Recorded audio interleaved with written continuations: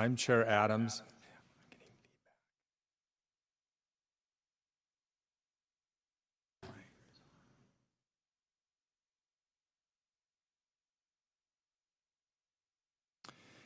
Now is the time and place for a meeting of the Beaverton Planning Commission. And we'll get the mic set up in just a second.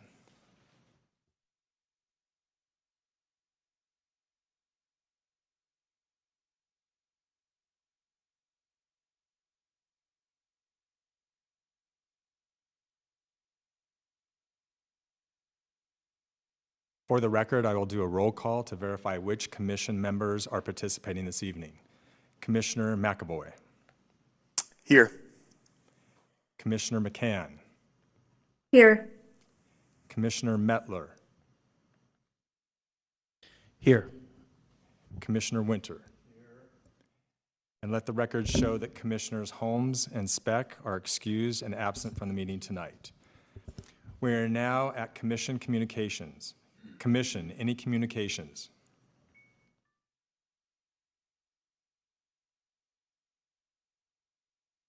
Looks like no communications. We are now at staff communications. Staff, any communications? Good evening, Chair. My name is Anna Slatinsky. I'm the Planning Division Manager here in Beaverton.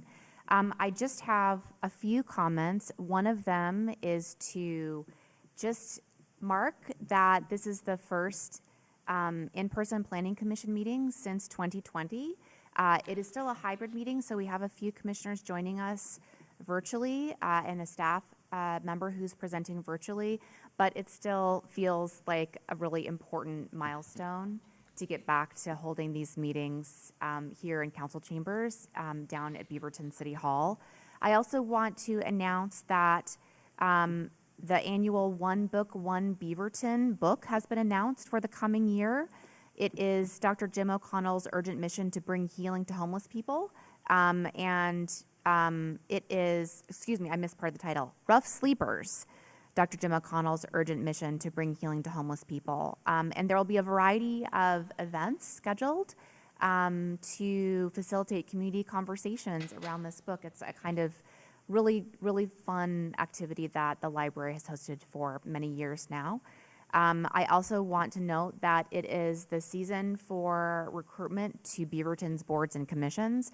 Obviously, Planning Commission represent one of a number of volunteer boards and commissions here at the City of Beaverton, but for anyone watching who may be interested in becoming a volunteer, check out the boards and commissions section of the Beaverton City website to see what opportunities are available. And that is all of my comments for this evening. Excellent. Thank you, Anna. New business. The first item on the agenda is a public hearing on the application for LU 42024-00710, Code Maintenance Project, case file number TA 42024-00709. Before we move on to the substance of the hearing, I will ask the city attorney to cover a pre-hearing matter. Thank you, Chair, and good evening, Commissioners. I'm Robin McIntyre, Assistant City Attorney. The applicant has the burden of proving that the applications are consistent with the Beaverton Development Code, Comprehensive Plan, and any applicable Beaverton Code provision. The criteria that must be addressed in the hearing are Development Code Section 40.85.15.1C Text Amendment. Testimony, arguments, and evidence must be directed toward these approval criteria or other criteria in the comprehensive plan or development code that the speaker believes apply to the application. Failure to raise an issue accompanied by statements or evidence sufficient to allow the Planning Commission and other interested parties an opportunity to respond may preclude an appeal to the Land Use Board of Appeals based on that issue. Anyone who submits written comments or gives oral testimony has standing to appeal this decision. Failure of the applicant to raise constitutional or other issues related to proposed conditions of approval with sufficient specificity to allow the city to respond may preclude an action for damages in circuit court. State and local law require commissioners to make certain disclosures. To these ends, the following question will be asked. Does any commissioner have a potential or actual conflict of interest? Chair Adams. No conflict of interest on either account. Thank you. Commissioner McAvoy. No conflict of interest. Commissioner McCann. No conflict of interest. Commissioner Mettler. No conflict of interest. And Commissioner Winter. No. Does any member of the audience wish to challenge the right of any commissioner to participate in this hearing? Let the record show no response. The order of the public hearing tonight will be as follows. City staff will give a presentation, followed by commissioners' questions of staff. Members of the public in support of the application may speak for up to 5 minutes. Members of the public opposed the application may speak for up to 5 minutes each, and then members of the public who are neither in support nor opposed will then have 5 minutes to speak. The Planning Commission will then hear any final comments from staff. Chair, that concludes the pre-hearing statement. You may proceed with the hearing. Thank you. Are there any questions of staff with regard to the proposed, we'll now begin the staff. Are there any questions of staff with regard to the proposed application?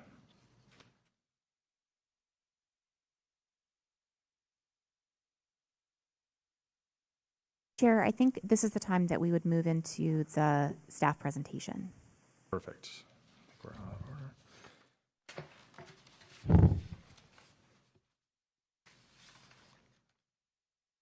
So we will now move into the staff presentation.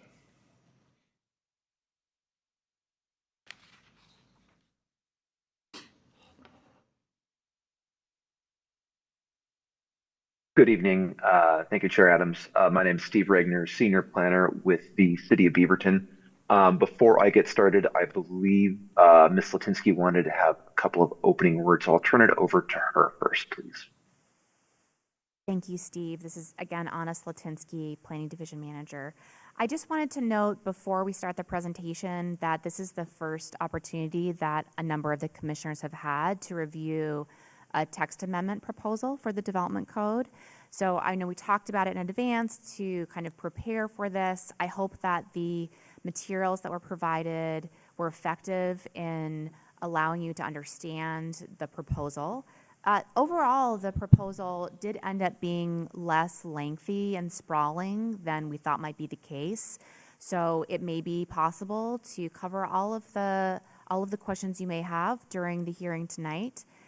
If that's the case, you can go ahead and decide to make a recommendation to the City Council tonight. If you need more time, then you can choose to continue the hearing to a future date, and we can discuss what date would make sense when we get to that part of the evening. And that's all my comments, and I would just hand it back to you, Steve, to go over the substance of the presentation. Thank you very much, Anna. Again, my name is Steve Regner. I'm a Senior Planner with the City of Beaverton. And I want to apologize that I cannot be there with you all tonight. We had an unforeseen event that keeps me at home. But weirdly, I do wish I was there at Council Chambers tonight for this first hearing. Nevertheless, we will carry forward. The application before you tonight is LU4 2024 00710 Code Maintenance Project Text Amendment. And the application before you in general is a text amendment whose main purpose is to keep the development code in good working order. We know it is not a perfect document, and we know that times change. So it's good as a regular practice to make sure that we keep the development code up to date. We intend to do these annually. We did one last year around this time. And when I'm done with this project, we'll be handing the baton off to the next planner. But the goal really is to do projects like these on an annual basis to keep the code operating smoothly. One main goal through this project is it's intended to be policy neutral. We are not attempting to establish any new policies, but more of these language updates are really intended to better implement goals and policies already established by Commission and City Council. The proposal intends to amend most of the chapters of the Development Code, specifically 20, 40, 50, 60, 70, and 90 of the Development Code.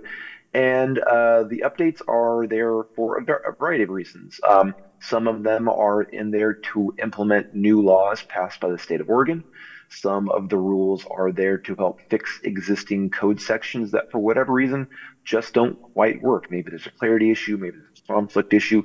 Really, it's more of a tune-up to make sure that things are operating properly.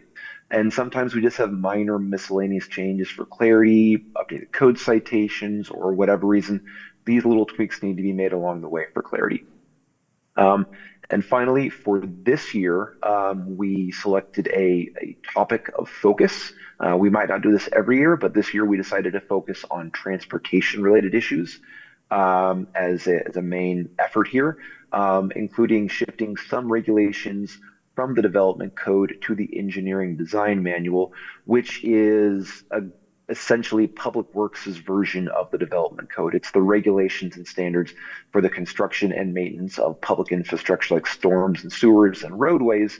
And really, when we're talking about that tonight, it's going to be more about sidewalk design specifically. We'll get to that later. Tonight's meeting, we're really going to be providing a high-level overview of the proposed changes in this text amendment, based mostly on the materials provided to Planning Commission in the staff report dated September 17th. In that staff report, you'll find all the legal findings and justification that staff is basing their recommendation upon. In addition, there is a grouping of indexes, essentially summarizing chapter by chapter what the proposed amendments are, their code citation, a quick summary of what it is, and comments from staff providing context or rationale for the change. Additionally, there's a set of red lines with strike through and underline detailing the specifics of the language of the proposed amendments. And finally, there are versions, clean copies of the code with the proposed amendments incorporated, because sometimes the strike through underline gets difficult to read, so the clean copies are there to get a better read on that. Finally, I'd like to draw Commission's attention to the supplemental memo circulated yesterday, September 30th. When staff was preparing their presentation, they realized that there was one of the chapter summary indexes that was missing a couple of entries. The red lines, the actual proposed changes, were in the document provided September 17th, but a couple of the entries were omitted by error index. So the new Chapter 60 index now has all of the entries, and the two new entries were highlighted for ease of reference for Commission and any members of the public following along. With that said, let's jump right into it. We'll go chapter by chapter with a couple of big highlights for each of the chapters, leaving plenty of time for questions and discussion from the Commission at the end of the presentation. So first off, we'll start off with Chapter 20, which is the land use chapter, all of the zoning regulations, site development rules, land use rules. The one big one here actually is responding to a change in state law, specifically House Bill 3560, which was enrolled earlier this year. And this bill relates to the ability or lack thereof for a municipality to regulate the siting of a child care facility, essentially where and what zones a child care facility could be established.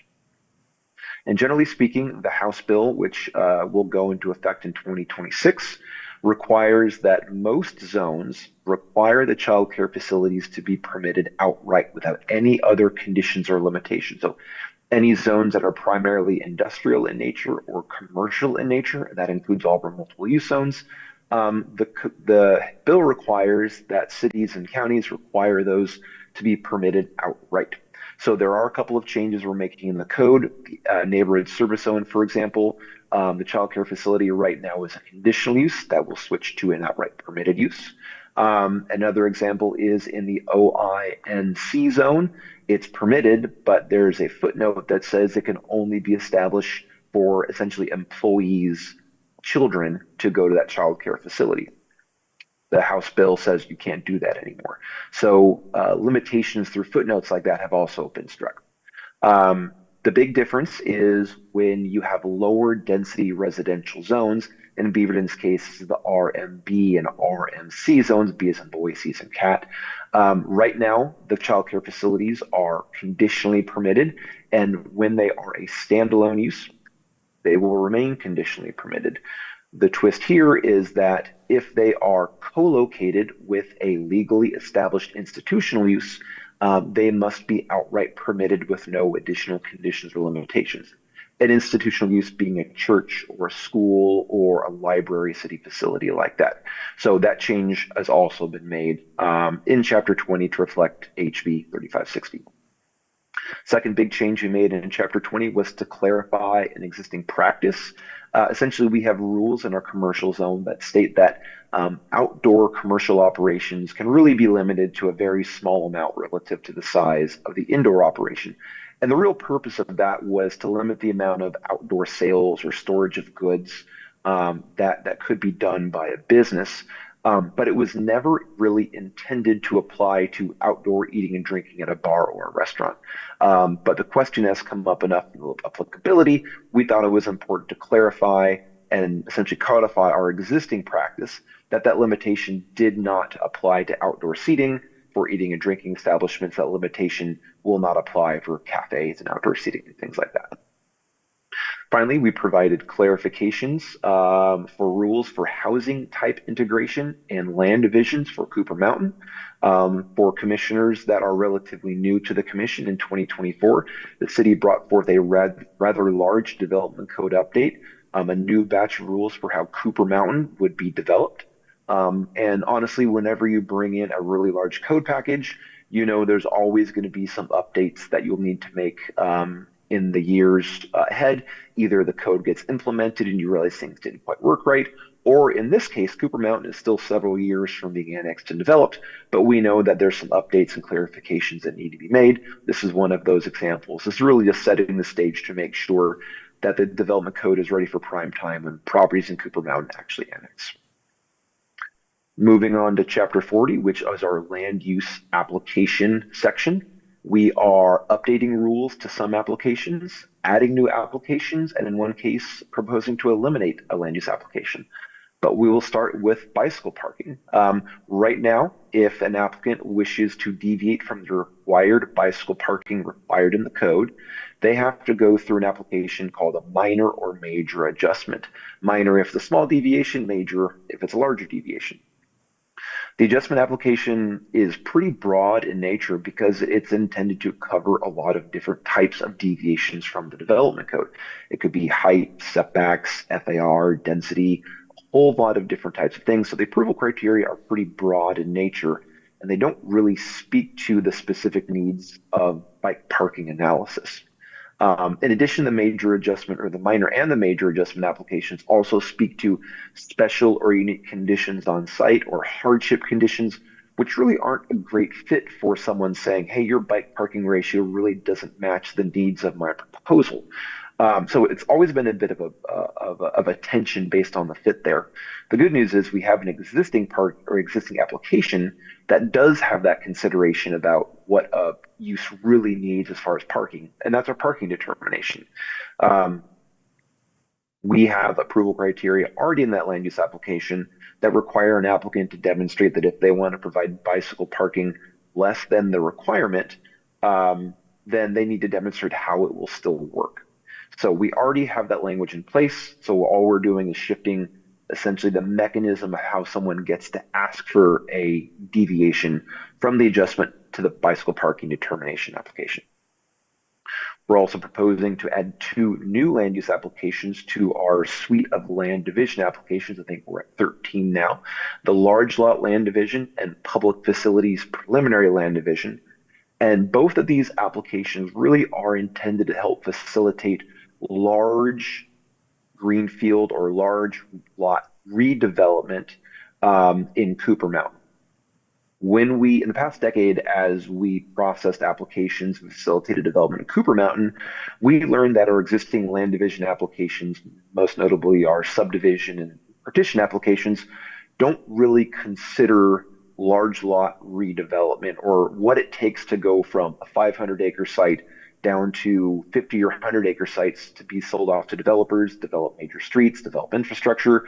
Our existing processes and approval criteria kind of got in the way a little bit.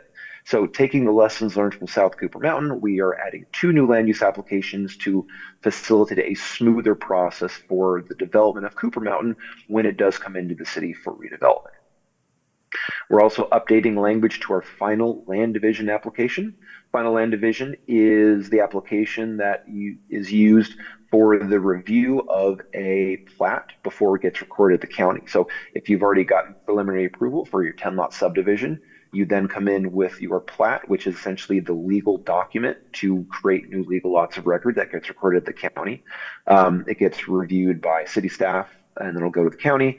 But we really need to change some language to more properly and correctly identify applicability when you need it and when you don't, and the type of application it really is. So some clarifying language in that, but the process generally is going to remain the same. Finally, we are proposing to eliminate a land use application, which is a sidewalk design modification application. A little bit of background on how our sidewalk design actually works at the city. Sidewalk design, and when I say that, I mean the horizontal width of the sidewalk and the horizontal width of the planter strip.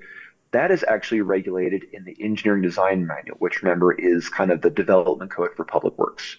Depending on the functional classification of any street, so arterial, collector, local street, there are different regulations on the width of the planter strip and the sidewalk based on that functional classification. And it is expected that any new development that builds a street is going to build to those standards. However, if an applicant wants to deviate from those horizontal widths of the sidewalk or the planter strip, they don't do that deviation request right now through the engineering design manual where the rules are. It comes through planning through a land use application. That understandably creates a little bit of tension of kind of having two different sets of regulations to work through.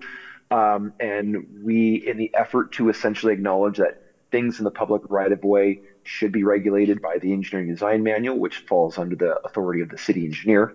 If there is a request to deviate from something in the right of way, it really should be going through the engineering design manual and their existing essentially modification process called the design exception. That is an existing process where if an applicant wants to deviate from anything in the EDM, whether it's storm, sewer, or street related, they have an existing process.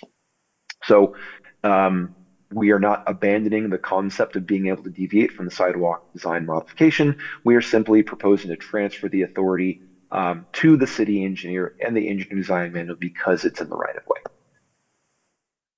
Moving on to chapter 50, which is our procedures chapter. So this is a very process heavy slide here.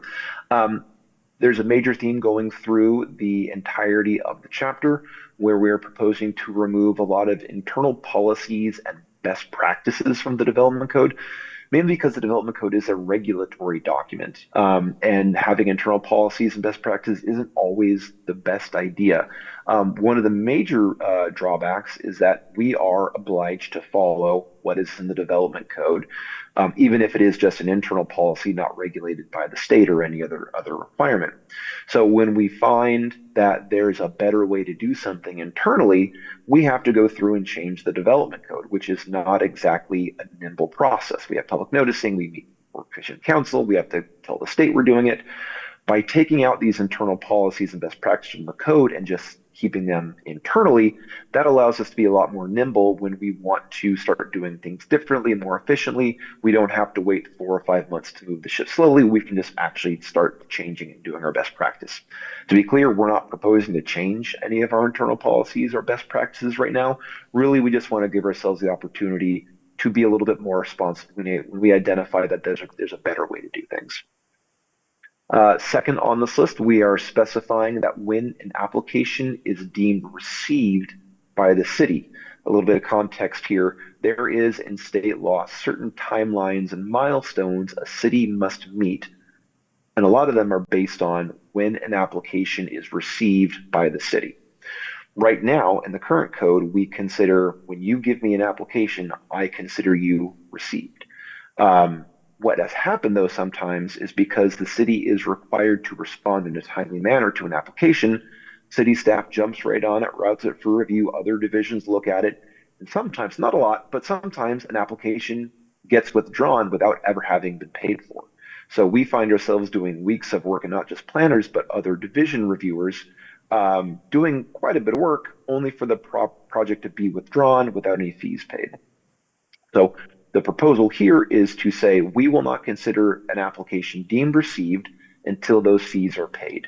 And on that day, that is when our clock starts, and that's when we jump in, start routing, reviewing, sharing with our neighbors, and getting on with business. And that just makes sure that the city is not doing unnecessary work for a project that's going to get withdrawn and fees won't get paid.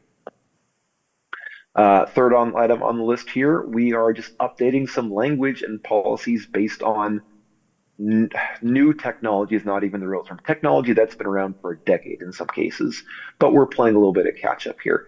Things like digital submittals, our development code does not consider those to be a thing. We don't acknowledge digital submittals as a sufficient way or satisfactory way to provide a signed application. We've been accepting them since COVID, if not earlier, but our code just has never caught up with that fact. Speaking of COVID, virtual neighborhood meetings became the norm in early days of COVID for obvious reasons.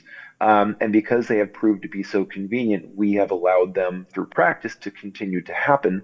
But our development code does not specifically allow those to happen. So what we're doing is saying virtual neighborhood meetings are an appropriate way to meet this requirement, but also there are some rules in place about needing to provide proper accommodation for those who need assistance with the virtual meeting. Fourth on the list, we are adding language for what's called a limited land use decision, which is a land use process prescribed in state code. It takes a very specific type of land use application to qualify for the limited land use decision.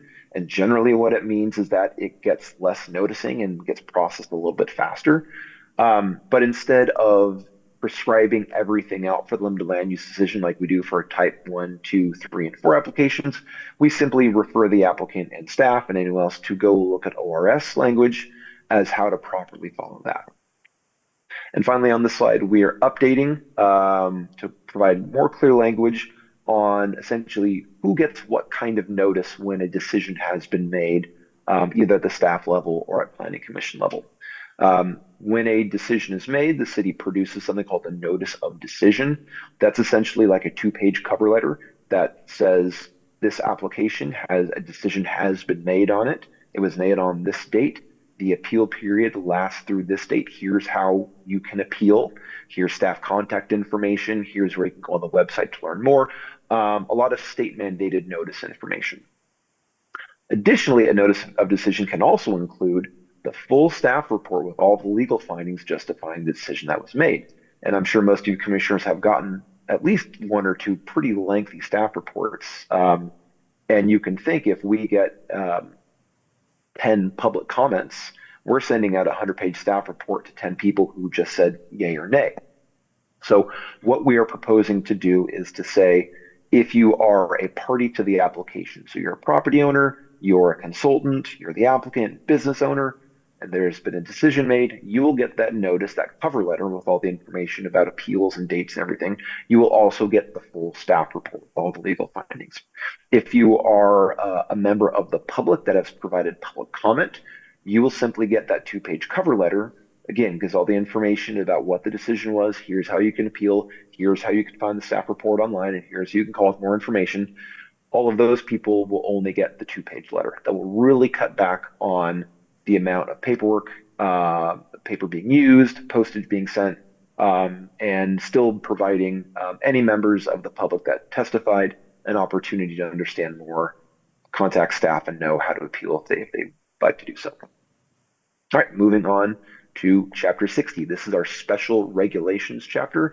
It really is a catch-all. There's a whole bunch of stuff in here, so I have more than one slide on this chapter. But we will start with language updates. Our code right now sometimes uses the term walkway and sidewalk interchangeably, when really they're 2 different things. Sidewalk is something that's in the right-of-way next to vehicle travel lanes. It's part of the street, part of the right-of-way. Whereas a walkway is actually where pedestrians, people walk on a property, on site. So the goal was to go through all of Chapter 60, mostly our design review rules, to make it more clear that when we're talking about these rules, we're talking about on-site pedestrian walkways, not sidewalks in the right-of-way. Really consistency and clarity there. We're also making more rule changes for bicycle parking. We are clarifying that bicycle parking is required for all proposed development. Right now, our code leaves off some development types. There's some weird blind spots. So we are updating the language simply to say that if you come in for a land use application, you are expected to demonstrate that you are meeting the bicycle parking requirements in the code. The other main thing we're doing is that we're adding an other category to our bicycle parking ratio table. Our bike parking ratio table is a table in Chapter 60 that says if you are building retail, you must provide bicycle parking at this ratio, X number of spaces per 1,000 square feet. Same thing, if you're building an office, it's a different ratio. School, it's a different ratio based on staffing amounts, or if it's a high school, number of kids. So it is really the guide to say you're building this type of use, you have to build this amount of bicycle parking. Except if you look at our bicycle parking table, it's pretty compressed. And has a lot of omissions, especially when you compare it to our motor vehicle parking table or our land uses in Chapter 20. There's a lot of land uses not listed in the bicycle parking ratio table. And the consequence of that is if you come in with a use that's not listed in that table, you automatically have to do a parking determination to then get a designated bike parking ratio. So we end up having quite a few parking determinations for bicycle parking simply because we don't list it in our parking tables. So we have proposed to add an other category. It essentially says, if you don't fit in one of these boxes, go to the bottom of the table, you are now in other, and you must provide bike parking at this prescribed ratio. It's somewhere between, I forget the exact number, it's somewhere between what we require for retail and what we require for restaurant. So it's high, but not worst case scenario high. And so what that does is it gives an applicant an opportunity just to provide the other amount instead of automatically falling into this extra land use application. If an applicant does not want to provide the ratio required in that other category, they still can apply for the parking determinant application and demonstrate why their proposed bike parking amounts better fit the use that they are proposing. Moving on, again, talking about sidewalk design, we have in our design review section requirements for wider sidewalks where it's expected for more pedestrians to be. So think downtown, multiple use zones, town centers, station centers, commercial areas. We have regulations or development code that say instead of doing what's required in the engineering design manual, which is your planter strip and your sidewalk, simply do a 10-foot wide sidewalk instead. This gets back to the idea of we think it's more appropriate for the engineering design manual to be regulating things in the right of way and leave the development code to focus on things on real property. So the proposal is to strike that language from the development code, but transfer that idea into the engineering design manual. So language in the engineering design manual will still say in downtown, multiple use zones, and commercial zones, you shall have wider sidewalks in order to accommodate higher pedestrian volumes. Simply, it will just live in the EDM instead of the development code, but the policy of those wider sidewalks will remain. Next on this list, we took a look at how decks and patios are currently allowed to encroach in rear setbacks and whether or not we wanted to provide weather protection or allow for weather protection for those decks and patios. Right now, our development code allows decks and patios up to 10 feet in height measured from the railing to encroach into a rear setback up to 5 feet from that rear property line. For reference, the regular setback in those zones either 10 or 15 feet. So it allows some encroachment into the rear zone. But, I know I walked my dog in the rain today, and I'm sure other folks were in the rain today. I am reminded now very quickly about why weather protection here in Beaverton is pretty darn important. So we were taking a look at what would be a sensible way to allow weather protection for these decks and patios in rear setbacks without causing too much impact. And so we looked at building code, we looked at other provisions in the development code, and realized the answer lied in how we handle our accessory dwelling units right now. Our accessory dwelling units, when you have a single-story detached ADU, think you're like quintessential mother-in-law unit in the backyard, those are allowed to be 5 feet from the property line and 15 feet height. So we have decided to transfer that idea to these covered decks in these rear setbacks as well. So not only can the deck or patio be 5 feet from the property line, there can also be a cover for weather protection 5 feet from the property line, as long as the highest point on that weather protection or cover is no more than 15 feet tall. So we'd be treating these covered decks and patios the same as we treat accessory dwelling units today. Last point on the slide is clarifying how an applicant can actually qualify for a tree plan type 3. A little bit of background, the tree plan 3 came to being about 20 years ago, and the difference between a tree plan 2 and a tree plan 3, at least as far as portion of it goes, it's when you want to remove trees from a significant grove, which is a mapped inventory grove of trees in our comprehensive plan in the city. If you want to remove up to 75% of trees in a significant grove, you would qualify for a tree plan 2. If you want to remove more than 75% of a grove, you'd be required to go through a tree plan 3. The issue is that in our development code, in our preservation standards for significant groves, we have a line item that very clearly says, if you remove any trees from the grove, you must preserve at minimum 25% of the grove, which presents a bit of a problem because you can't remove more than 75% of the grove, which is the threshold for a tree plan 3, unless you preserve less than 25%. So there's always been this paradox of how was this supposed to work? So staff went and did research into the legislative record for the tree plan 3, looking for a kind of legislative intent, and found very clearly that the intent of this was to actually, yes, allow for more than 75% to be removed, meaning less than 25% preserved, but it had to go through a discretionary process through a public hearing. So really we're adding, I think, just a sentence in here saying, if you are not preserving if you're preserving less than 25%, you have to go to planning commission to do so. Really, that's all that's happening here. But that's clarifying something that honestly has confused me for the 12 years I've been here. So I'm really happy to clean that up. All right, next slide on chapter 60. This gets to some of our transportation rules, specifically about middle housing. Middle housing, you think your duplexes, triplexes, quadplexes, townhomes. We'll also throw single family into the mix here, although technically they're not middle housing. Really, this is looking at how we can clarify our transportation rules to better facilitate infill development, which is where we get a lot of our middle housing proposals, and to kind of streamline the process. So we're proposing 2 things here that I want to highlight. First is change language to allow for shared driveways to occur across property lines. Something like we see here. Clearly, we've got 2 homes. You can imagine the property line goes right down the middle, but we've got this shared driveway. And this can be a benefit for many reasons. Whenever we can consolidate driveways, we always try and do so.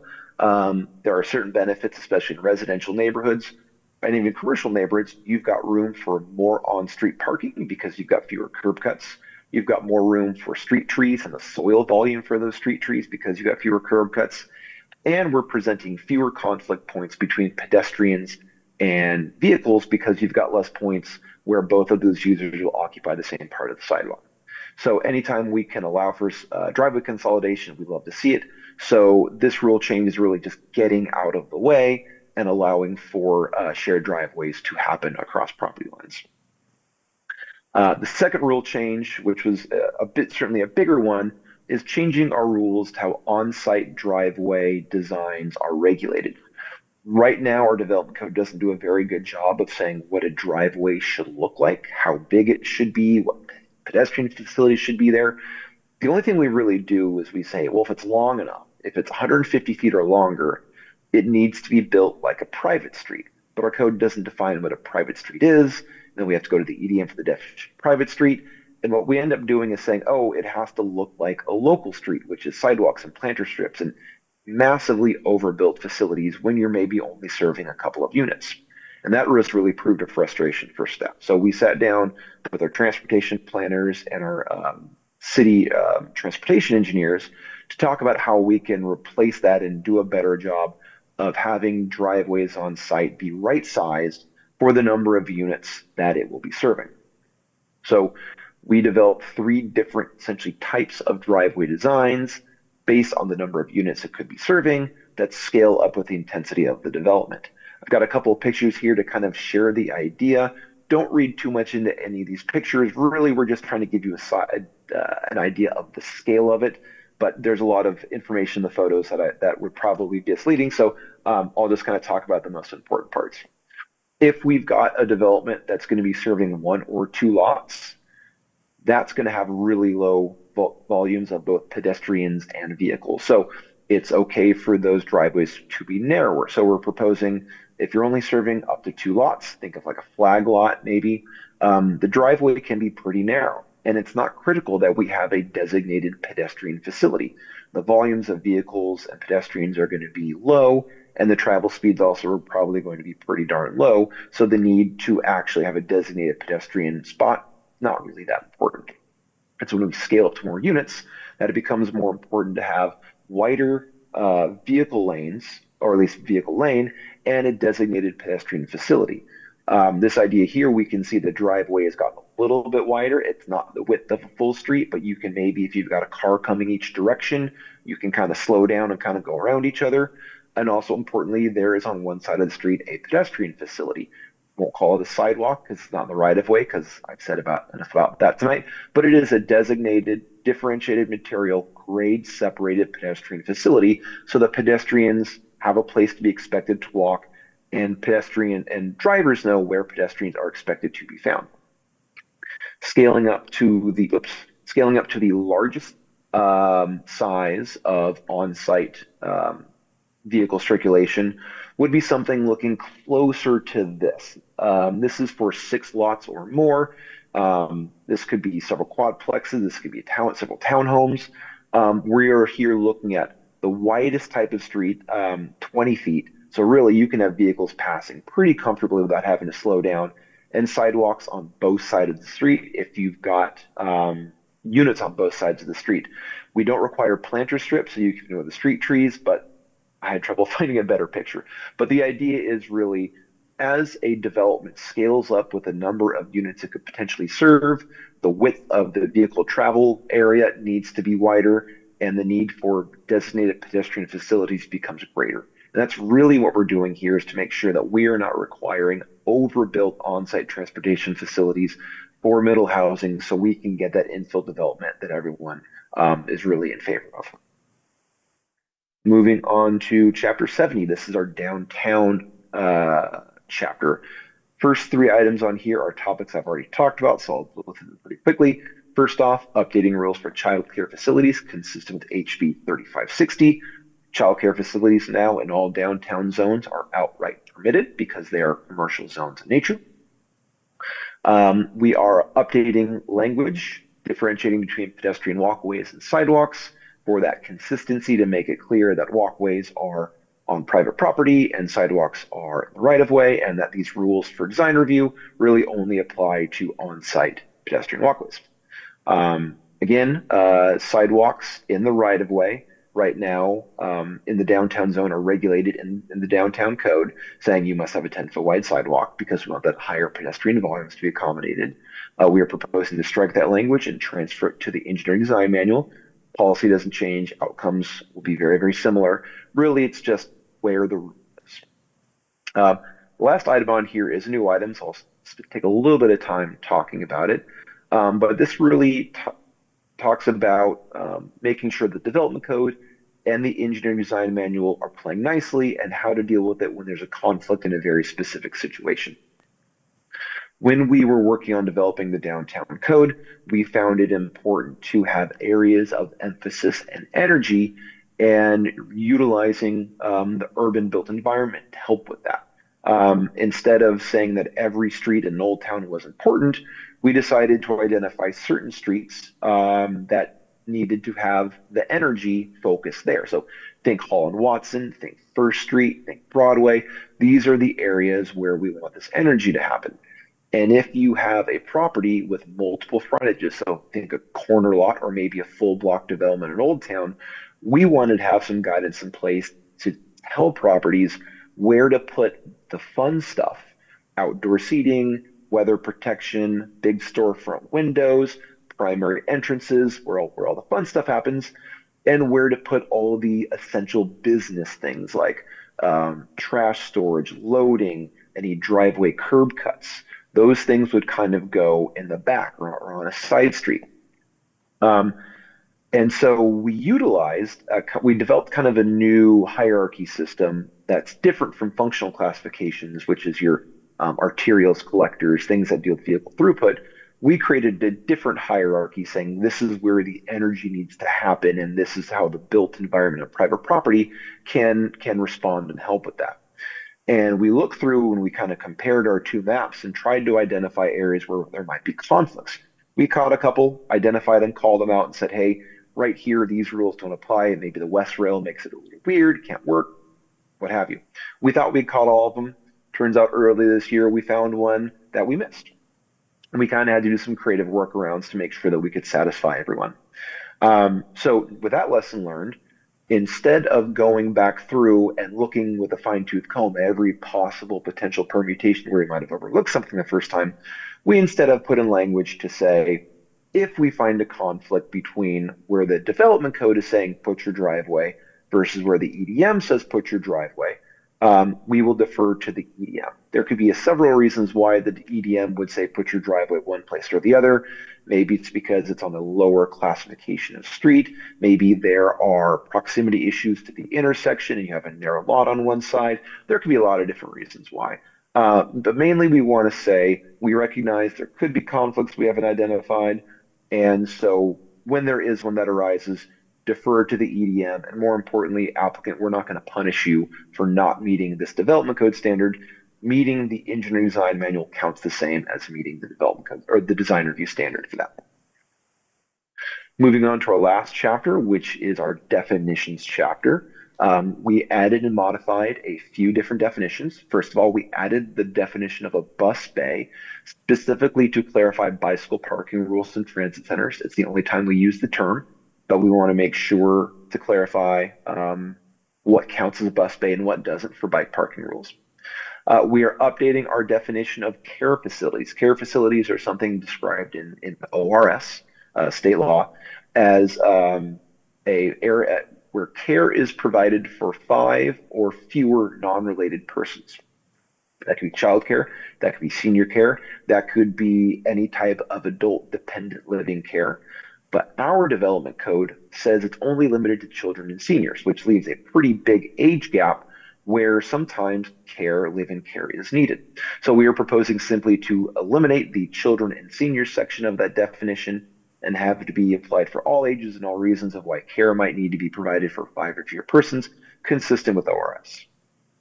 Third definition, we are adding the term child care center in response to House Bill 3560. This is a definition being added by this bill into ORS. And really the way we are going to use it as an umbrella term for a couple of different child care facilities, one child care facility itself, preschool co-ops, and a third I can't remember, but generally child care center is the umbrella term to be used for all 3 of these different uses. So it's essentially a way for our development code and our existing definitions to play nicely with the rules in House Bill 3560. We have added the definition of what fence height means and how to actually measure fence height. Every couple of years it comes up that we've got a fence either on a really steep slope or wants to be put on the top of a retaining wall. And we go back and say, how do we measure this? Which side do we measure from? And we always return to the same answer after some back and forth. It's the high side. Imagine you've got a 5-foot retaining wall and you can have a 7-foot fence. If you measure from the low side, that's a 2-foot fence. That doesn't do anybody any good. But the fact that we have to have this conversation every couple of years, I think is a good indicator that we should actually just codify it and memorialize our measuring methodology for when we run into these issues, so we don't have to have this conversation anymore. And finally, we are modifying the definition of initial development to exempt the 2 new land division applications I discussed already. The main reason is that we have specific expectations for when a property is divided. And when we think about divided, we're thinking about divided for individual homes to be built on, for example. And so when we talk about initial development, we say, hey, at initial development, you're going to build your sewers and your streets and everything else. But if you're doing a large lot subdivision, taking a 500-acre site and you're making it 100-acre chunks to then sell off to different developers or maybe to get an arterial through, it doesn't make sense to build all the sewer and storm because there's nothing there yet. It hasn't been designed yet. Again, a lesson we learned through South Cooper Mountain that we are moving forward with to essentially streamline the facilitation of large lot greenfield redevelopment in Cooper Mountain.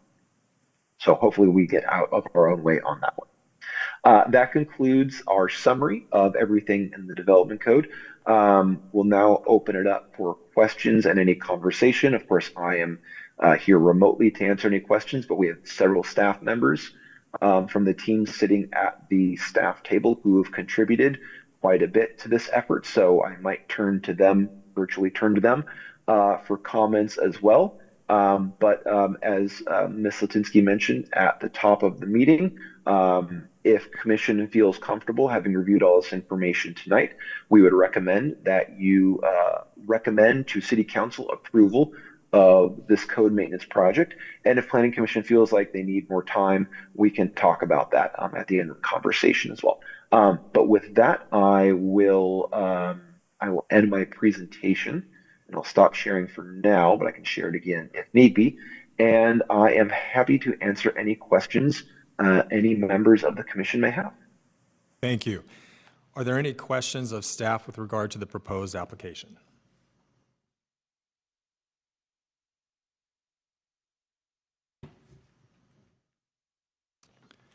We are now moving to the applicant presentation.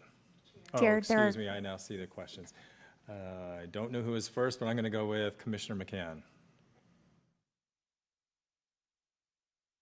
Thank you, Chair. I just had a couple of questions that maybe will be easy to answer. The first thing that came to mind as I was listening to your presentation with regard to moving the sidewalk regulation and approval into engineering is what is the process if the city is choosing to make modifications? Because a wider sidewalk is not entirely just about where there's more people. It can be about creating quality, design, space, a look, a feel to certain parts of town, why you might want a wider sidewalk or different regulations. So out of curiosity, who is ultimately determining if there are changes to those design standards? Is that still remaining within the planning department, or is engineering now going to be deciding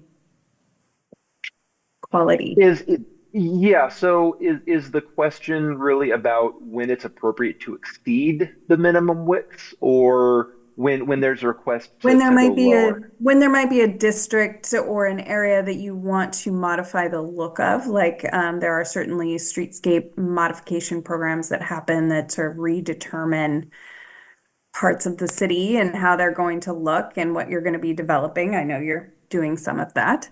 So it's really who is deciding that. Is that still remaining within the planning department and, or who is engineering? Steve, I'll Yeah, chime that's a in. great Mind question. game. And I got a note in the chat that Anna might have a few things to say, so I will let her respond to that first. Thank you. Anna Slatinsky, Planning Division Manager. I just wanted to actually kind of zoom the conversation back a little bit because I think this is actually a relevant question, Commissioner McCann. I appreciate it.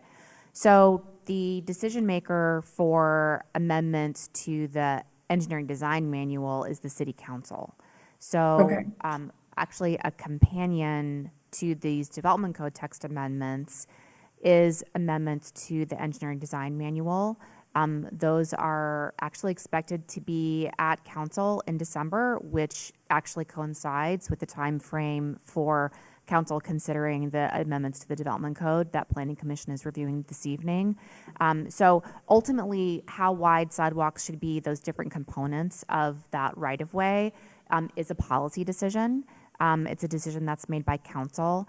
But I also want to note that the Transportation System Plan Update project, which is currently underway, there's been one presentation, I believe, to Planning Commission so far, and that project will come back to Planning Commission more as the project progresses. One of the things that that transportation system plan update will be doing is considering the cross sections for streets, including sidewalks, planter strips, bike lanes, et cetera, for the entire city. And so those considerations that Commissioner McCann is mentioning, what is it that those regulations are intended to accomplish? Again, those are policy decisions. They are made with the recommendation often of Planning Commission, and ultimately the decision maker is City Council. But just to kind of highlight some of those processes, it's impossible to escape transportation metaphors, unfortunately, but the vehicle for those policy decisions that's really top of mind right now would be that transportation system plan update.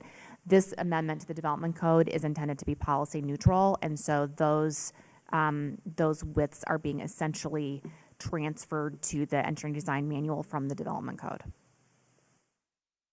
Okay. So I think what I'm hearing is that if there were a decision to define a district within the city and you might want to reconsider how those streetscapes look, that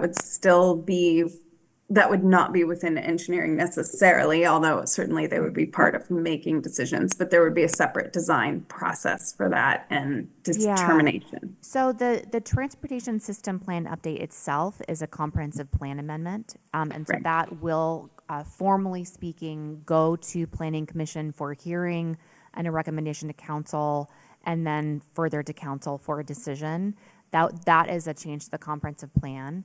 Changes to the engineering design manual would not necessarily come to Planning Commission. They could potentially go straight to council. However, for changes that would be addressing, as you describe, the look and feel and functioning of a neighborhood, those would typically be things that would, in which Planning Commission would be playing a role, even if the ultimate regulation were not in document where Planning Commission were one of the explicit decision makers. Got it. Okay, thank you. I did have one other question that is not related to that. That was when you spoke about driveways and some of the narrower driveways, the 12-foot serving a number of units. Question was if that was all, if fire access or anything was taken into consideration on that, just to make sure that there wasn't a conflict with fire access requirements to get to units that might, if you have a lot of units that are back within that area. I realize once you cross a threshold, you're going up to 20, which is what the fire access route is required, but just making sure that was considered. Yeah, so that was something that we did take into consideration, and there are a couple different ways to provide fire access. One is to actually drive the apparatus onto the property. Another outcome is that the units are required to have sprinklers as an alternative. So really, when an applicant comes in and wants to develop a property, they are going to need to make sure they satisfy our design rules, but they also need to get sign off from TVF&R. Any new development that comes in needs to get a service provider permit from TVF&R to say that one way or another they are going to be satisfying TVF&R's needs to provide fire services. Okay. So there are certain situations where they might be able to build a narrower sidewalk by our rules, but they'll still need to make TVF&R happy through one way or another. Okay, thank you. Commissioner McAvoy, you have a question? Yeah, thanks. And thanks, Mr. Regner. That was a great, very thorough presentation, so I appreciate that. I guess I had two questions. The first has to do with the large lot division, that new application process. And specifically, in your examples, you sort of describe that as, you talked in terms of hundreds of acres or 500 acres, which kind of all makes sense at the scale of Cooper Mountain. But I noticed in the language that actually that lot could be as small as 5 acres. And so I was wondering if you could describe sort of how staff arrived at that 5-acre threshold as the right place to sort of start with that application. I'm going to take the opportunity to turn it over to current planning manager Jana Fox to say a little bit more on that. Good evening, commissioners. I'm Jana Fox, current planning manager with the city of Beaverton. All right, I will take that one. So Steve gave in his presentation a kind of high-level overview using very round, large numbers, which were very applicable to things like South Cooper Mountain, where we do have some very large parcels in Cooper Mountain, but we also have a lot of smaller parcels. And some of those parcels have, one, overlays that could be parks requirements or other utility requirements, and they also some of them have multiple zoning districts. And what we've learned from South Cooper Mountain and development in general is that it can be very difficult to get those parcels developed because developers who do commercial don't generally want to do housing, and developers who do housing don't generally want to do commercial, and you cannot sell off a portion of your lot without having divided it first. And so the large lot is really intended to be able to allow developers or property owners, really not developers, but to break off sections of their lots that make sense so that they can actually get them developed. And so in looking at the sizes of the lots, the sizes of commercial pieces for those lots that contained multiple zoning districts, 5 acres seemed like the reasonable amount. 5 acres still allows a very comprehensive development with a street network. When you get down to less than an acre, it gets a lot harder. It's much more of an infill type situation. And so the 5 acres still allows for kind of coherent, thoughtful development to occur on a single parcel. You get much smaller and that gets harder unless you're looking at kind of a commercial situation or something different. So that's why we came up with the 5 acres. It seemed to fit with the development context in Cooper Mountain while still allowing further division and not losing access to resources and resource protection as well. Gotcha. Okay, that makes sense. Thanks. The other question, again, unrelated, has to do with the siting of childcare facilities to meet that legislative need there. Can you explain to me why the decision to leave them as I don't know how to say this, conditionally permitted in the RMB and RMC unless it's attached to an institutional, recognized institutional use? Why not permit them outright in those 2 lower density zoning types? Yeah, that's a great question. And really, I think the short answer is that the framework and structure of this text amendment is really intended to be policy neutral wherever possible. And so to shift anything from conditionally permitted to permitted, it is a policy change. But the changes that we've made in the proposal are required by state law. So while there is a policy change there, it's essentially not in our hands. We don't have a choice in that matter. But state law does not require us to have the child care facilities in those lower density zones as a standalone use to become permitted outright. So to keep it as policy neutral as possible, that existing conditional use as a standalone is going to remain a conditional use. If we wanted to change it to make it permitted outright, we'd probably want to handle that through a separate text amendment that had more engagement than something like code maintenance does. Gotcha. That makes sense. Thank you. Thank you.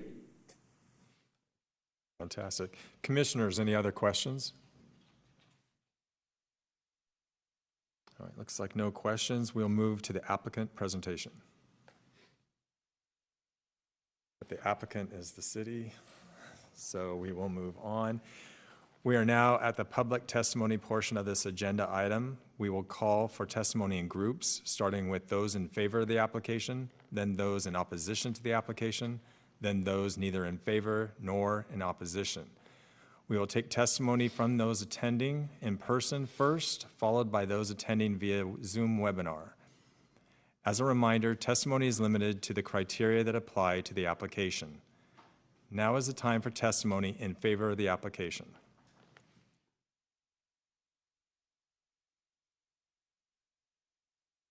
No yellow cards.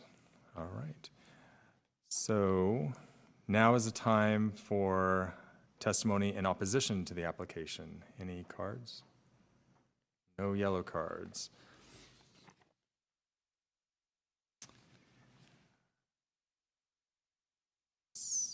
So now is the time for testimony neither in favor nor in opposition to the application. No yellow cards there either. All right. Does staff have any final comments? We have no additional comments at this time. Thank you. Great. We will move then to close the public hearing. With the final comments completed, I will close the public hearing. Now is the time for deliberation. Do any commissioners have further discussion on the proposal?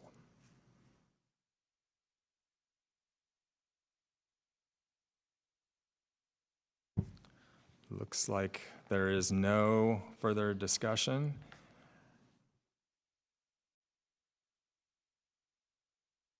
Is there a motion? Chair Adams, I move that we recommend to City Council passage of the code maintenance project, LU 42024-00710, the 2025 code maintenance project text amendment, based on the facts and findings of the staff report dated September 17th, 2025, and with the additional supplemental memos. Great. Is there a second? I will second. Chair McCann seconds.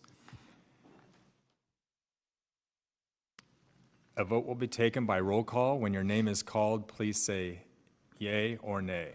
Chair- Commissioner McAvoy. Chair, I would suggest that you ask for any discussion, if any commissioners wish to discuss the motion before a vote is taken. Okay. I thought we had done that with deliberation. But Or you'll want to have a discussion after the motion as well. There's Okay. deliberation and then also an opportunity to discuss the motion. Yeah, thank you. Thank you. Thank you, Anna, and thank you, Robin. Commissioners, we're opening it up for discussion. Any discussion? Looks like we are good, so now a vote will be taken by roll call. When your name is called, please say yay or nay. Commissioner McAvoy. Yay. Commissioner McCann. Yay. Commissioner Mettler. Yay. Commissioner Winter. Aye. And Chair Adams is a yay as well. The motion passes. The Planning Commission's decision will be memorialized in land use orders provided to all parties who testified. The Planning Commission's recommendation will be forwarded to City Council. Council will hold a hearing and make the final decision on this application. We are now adjourned at 7:36. Thank you. Thank you all very much. Have a nice evening. Good night. Thank you, everyone. Recording stopped.